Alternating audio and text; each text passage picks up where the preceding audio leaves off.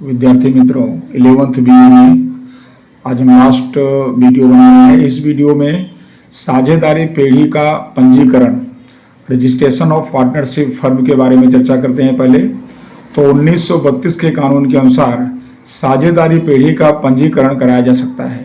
तो यहाँ पर आपको ध्यान रखना है 1932। और उसके बाद है कि पीढ़ी का पंजीकरण कराना अनिवार्य नहीं है, लेकिन पंजीकरण न करवाने से बहुत सी हानियां हो सकती हैं, इसलिए पंजीकरण करवाना हितावह माना जाता है, योग्य माना जाता है।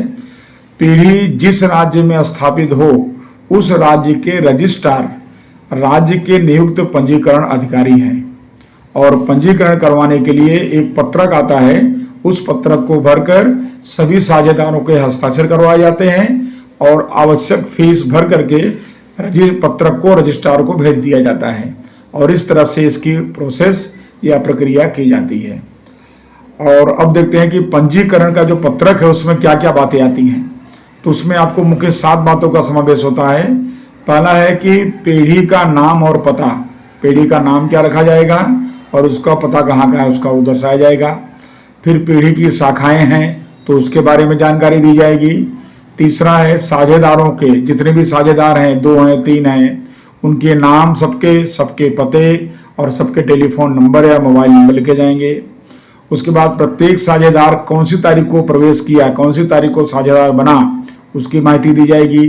फिर साझेदारों को लाभ और वितरण, हानि का वितरण कैसे करना है, उनका अनुपात क्या रहेगा, रेशियो क्या रहेगा, उसकी जानकारी दी जाएगी।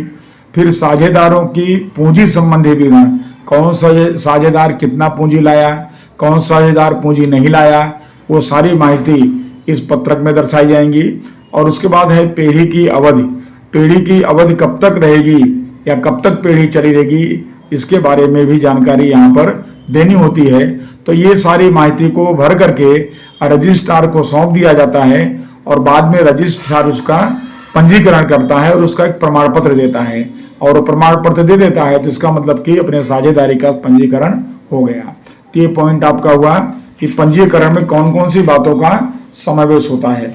उसके बाद आपका दूसरा पॉइंट यहाँ बनता है, वो आता है कि पीढ़ी के पंजीकरण के लाभ कौन कौन से हैं। तो पीढ़ी के पंजीकरण के लाभ में आपको बताना है, 5 लाभ बताना है इसके अंदर, परीक्षा में आपको पूछा जाता है। तो पहला है कि अपने लेनदार के संबंध में पीढ़ी त्राहित पक्ष के सामने दावा कर सकती है। जैसे पीढ़ी का किसी व्यक्ति के पास से लेना है, पीढ़ी मांगती है और सामने वाला अपने को पेमेंट नहीं दे पा रहा है या नहीं दे रहा है, तो पीढ़ी क्या कर सकती है, उस तीसरे व्यक्ति के सामने वो कोर्ट के द्वारा दावा कर सकती है, क्योंकि वो पंजीकृत संस्था है, इस वजह से। दूसरा, पीढ़ी का कोई भी साझेदार दूसरे साझेदारों अथवा पीढ़ी के सामने भी दावा कर सकता है। किसी को कोई आपत्ति है, किसी को कोई तकलीफ है, तो ऐसी कंडीशन में वह किसी भी साझेदार के सामने या पीढ़ी के सामने भी उसको दावा करने का अधिकार है और अपना हक प्राप्त करने का उसको अधिकार है। उसके बाद है तीसरा कि साझेदार अपने अधिकारों तथा हिस्से के लिए अदालत से न्याय की मांग कर सकता है। ऐसा कब हो सकता है कि जब कंपनी का रजिस्ट्रेशन हुआ है, पंजीकरण हुआ है, तब। चौथा पॉइंट है कि निवृत्त होने वाला साझेदार सार्वजनिक जनता को नोटिस दे करके अपनी जिम्मेदारी से मुक्त हो सकता है। अगर वो सार्वजनिक जनता को नोटिस दे दे कि भाई मुझे अब इस पीढ़ी से कोई लेना देना नहीं है या मेरा काम अब पूरा होता है, तो वो अपने आप को उस संस्था से या उस पीढ़ी से अलग कर सकता है।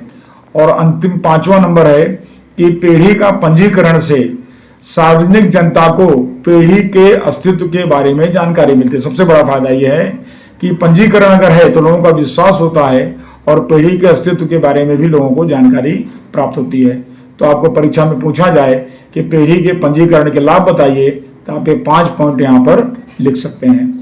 अगला पॉइंट अपना आता है, वो है साझेदारी करार पत्र।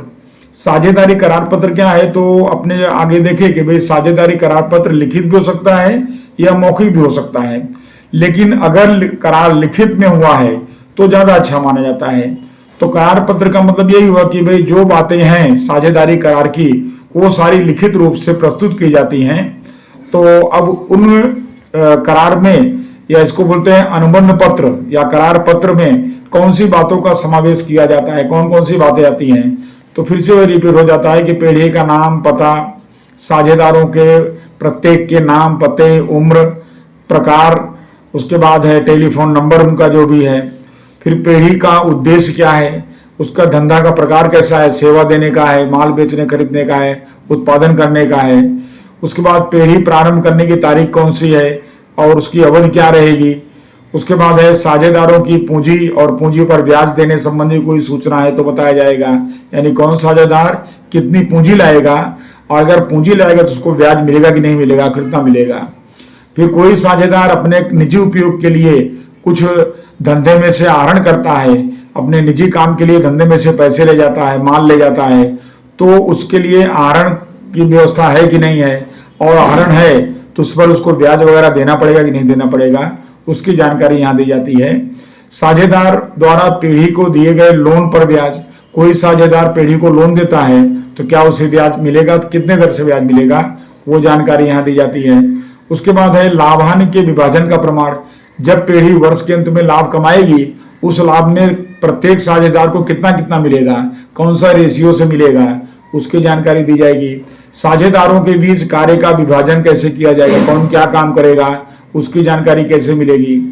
फिर आता है साझेदारों को किसी को वेतन देना है या कमीशन देना है या कोई सुविधा देना है तो उसकी विशेष अलग से जानकारी यहाँ लिखित रूप से देनी पड़ेगी।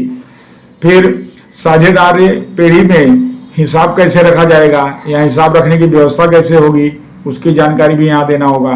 फिर बैंक में पेढ़ी के खाते खुलवाने संबंधी जानकारी देनी पड़ेगी, और अगर बैंक में खाते खुल गए तो लेन देन की जानकारी कैसे होगा, लेन देन का अधिकार किसको होगा, तो ये भी जानकारी देनी पड़ेगी। ख्याति का मूल्यांकन, ख्याति का मूल्यांकन होता है जब पेढ़ी को खरीदा बेचा जाए, कोई नया साझेदार प्रवेश करे, कोई साझेदार निवृत्त हो जाए तो उस समय ख्याति का मूल्यांकन किया जाता है, तो उसकी विधि के बारे में भी आपको यहाँ जानकारी बतानी पड़ती है।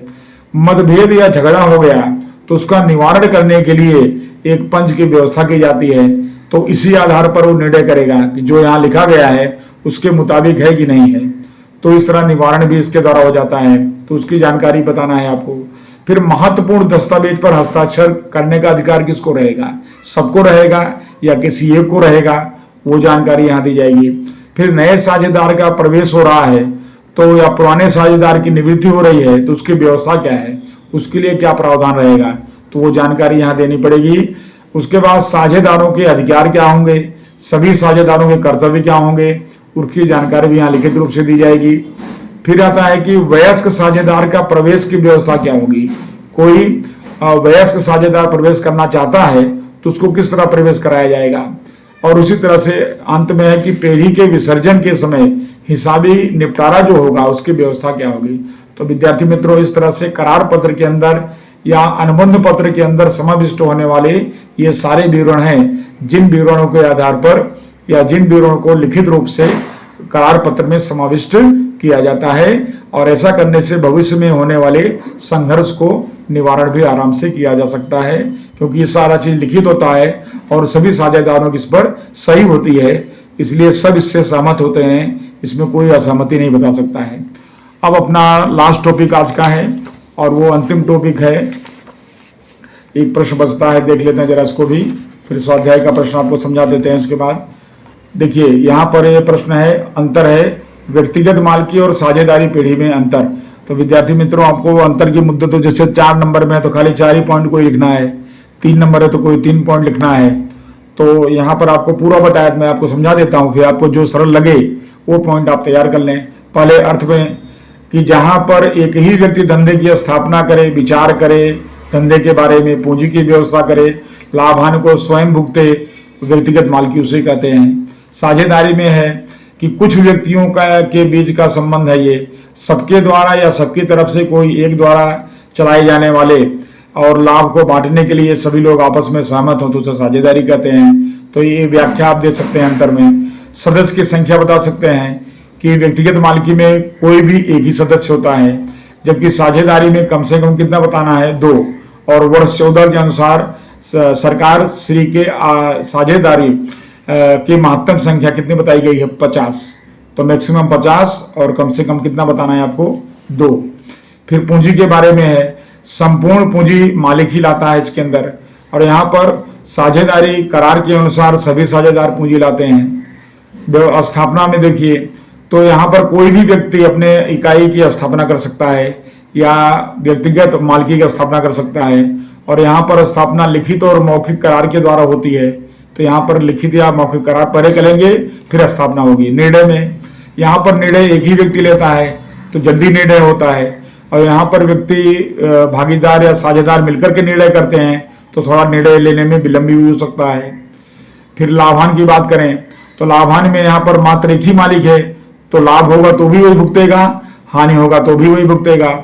जबकि करार के अनुसार यहाँ लाभानी साझेदारों के बीच में बांटा जाएगा।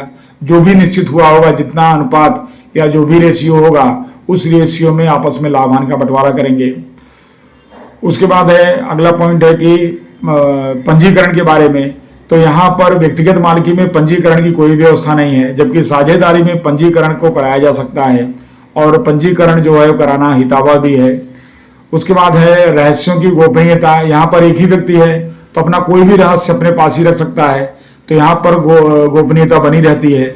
यहाँ पर 2 से अधिक मालिक हैं तो यहाँ पर गोपनीयता बनाना मुश्किल है थोड़ा, या कम गोपनीय रखा जा सकता है। फिर भाग का हस्तांतरण, मालिक जब चाहे अपना भाग किसी को दे सकता है, किसी को पूछने की जरूरत नहीं है। लेकिन यहाँ पर दूसरे साझेदारों की सहमति चाहिए, इस वजह से हस्तांतरण करने में थोड़ी समस्या है। सब सहमत होंगे तो ही हस्तांतरण हो सकता है। और अंत में है जोखिम। जोखिम में आप बता सकते हैं कि धंधे का सारा जोखिम मालिक को ही भोगना पड़ता है, क्योंकि एक ही मालिक है। और यहाँ पर पीढ़ी का जोखिम साझेदारों के बीच में विभाजित हो जाता है, सबको मिलकर उसको जोखिम को जो है आपस में इसको भोगना पड़ता है। तो इस तरह से आपने 10 मुद्दे देखे जो व्यक्तिगत और साझेदारी पीढ़ी के अंतर के अंतर्गत आपने या इसके संबंध में आपने देखा। तो विद्यार्थी मित्रों, ये वीडियो यहाँ पूरा करते हैं, और अगला और लास्ट वीडियो आपका स्वाध्याय में वैकल्पिक प्रश्न और एक वाक्य उत्तर का है, उसको हम आपको तैयार करके और आगे आपको मिलते हैं। नमस्कार।